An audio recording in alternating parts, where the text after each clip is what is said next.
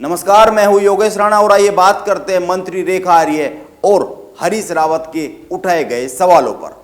एक खबर छपी है जिसमें बताया गया है कि खेल मंत्री रेखा आर्य बहुत नाराज है। वो एक सप्ताह में ही बुलाई गई खेल विभाग के अफसरों की दूसरी बैठक में भड़क गई। वो अफसरों से नई खेल नीति जारी करने की प्रगति रिपोर्ट पूछ रही थी और अफसरों के पास कोई ढंग का जवाब नहीं था। यह खबर सभी प्रमुख मीडिया संस्थानों ने छापी है। मंत्री रेखा आर्य की अफसर क्यों नहीं सुन रहे हैं, यह एक सवाल है। इस सवाल पर बात करेंगे, लेकिन पहले कुछ खबरों की हेडलाइंस देख लेते हैं। नवभारत टाइम्स ने पिछले साल 24 नवंबर को एक खबर छापी जिसके अनुसार उत्तराखंड के मंत्रिमंडल ने नई खेल नीति को मंजूरी दे दी। यह करीब 5 माह पुरानी बात है। उस वक्त मुख्यमंत्री पुष्कर सिंह धामी का पहला कार्यकाल था। वो भाजपा की 5 साल की सरकार में तीसरे मुख्यमंत्री थे। यह याद करने की बात है। गौर करने की बात है कि 24 नवंबर 2021 को ही समाचार चैनल न्यूज 18 ने भी एक खबर छापी जिसका शीर्षक था आहार भी रोजगार भी, जानिए खिलाड़ियों के लिए कितनी खास है उत्तराखंड की खेल नीति। और 24 नवंबर 2021 को ही, यानी कि उसी तारीख को, हिंदुस्तान अखबार ने भी अपनी वेबसाइट पर एक खबर छापी जिसमें बताया गया कि मुख्यमंत्री पुष्कर सिंह धामी की हामी के बाद उत्तराखंड में नई खेल नीति को कैबिनेट ने मंजूरी दे दी है।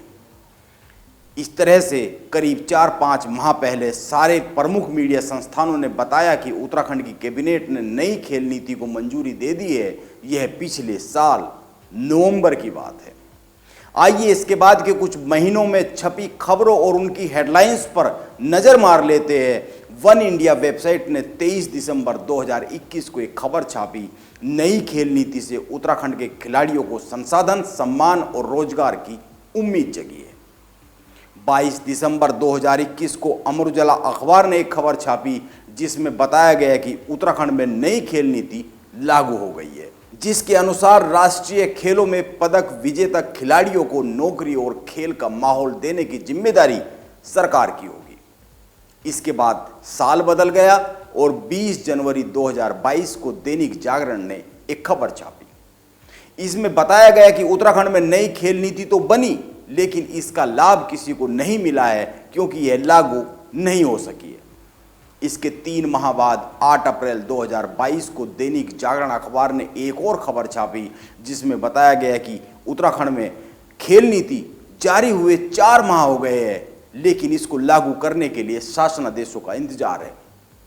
इसी महीने की 21 तारीख यानी कि 21 अप्रैल 2022 को अमर उजाला अखबार ने अपनी वेबसाइट पर एक खबर छापी जिसमें बताया गया कि खेल नीति पर शासनादेश जल्द ही जारी किया जाएगा। इस खबर के अनुसार हरियाणा की तर्ज पर मेधावी खिलाड़ियों के लिए उत्तराखंड में खेल छात्रवृत्ति योजना शुरू की जाएगी। और अब 29 अप्रैल 2022 को हिंदुस्तान अखबार ने एक खबर छापी है जिसमें बताया गया है कि जब खेल मंत्री रेखा आर्य ने खेल विभाग के अफसरों से खेल नीति पर प्रगति रिपोर्ट मांगी तो मंत्री जी को बताया गया कि नई खेल नीति तो अभी तक वित्त विभाग में फंसी हुई है। यह कमाल की बात है। पिछले 5 माह से अखबार और प्रमुख मीडिया हाउस खबरें छाप रहे हैं जिससे प्रतीत हो रहा है कि बस उत्तराखंड में खेल नीति आ ही गई और खिलाड़ियों को लाभ मिलने ही वाला है, लेकिन हकीकत कुछ और ही है जिस पर मंत्री जी भी असहाय नजर आ रही है। यह वाकई कमाल की बात है, मंत्री जी के लिए भी, अफसरों के लिए भी और मीडिया के लिए भी। यह मैं इसलिए कह रहा हूं क्योंकि बहुत ही साफ साफ सी बात है, मंत्री जी की या तो अफसर गंभीरता से सुनते नहीं है, मंत्री जी को गंभीरता से लेते नहीं है, या फिर मंत्री जी ही खेल नीति को गंभीरता से नहीं लेती है।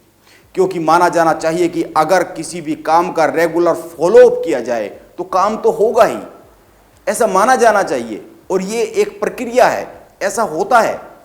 और दूसरी बात, अफसर भी उत्तराखंड के हित की योजनाओं को गंभीरता से लेते हुए नहीं दिख रहे हैं, क्योंकि अगर कोई नीति जो प्रदेश के युवाओं के उज्जवल भविष्य से ताल्लुक रखती है और वो नीति 4 से 5 माह तक विभाग दर विभाग घूमती रहे, भटकती रहे, तो यह एक सवाल है।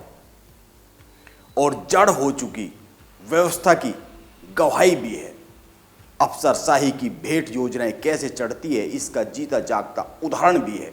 यह इसलिए कहा जा सकता है क्योंकि मंत्री खुद कह रही है कि बार बार कहने पर भी काम क्यों नहीं किया जा रहा है।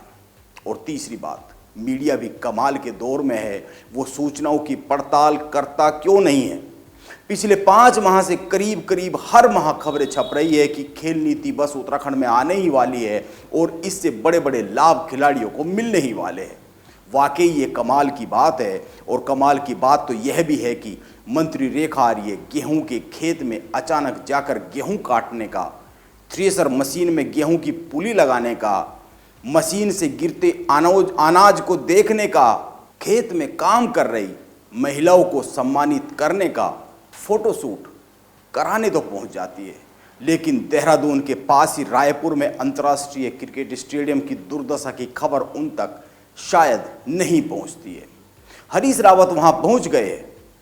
वैसे सवाल हरीश रावत के वहां पहुंच जाने का नहीं है, यह उनका काम है, वो विपक्ष है। सरकार की कमियों को उजागर करना उनका दायित्व है, उनकी ड्यूटी है, उनका काम है, जिसको निभाते हुए वो दिख रहे हैं। सवाल तो यह है कि सरकार और सरकार के अफसरों का क्या काम है, इस पर गौर करने की जरूरत है।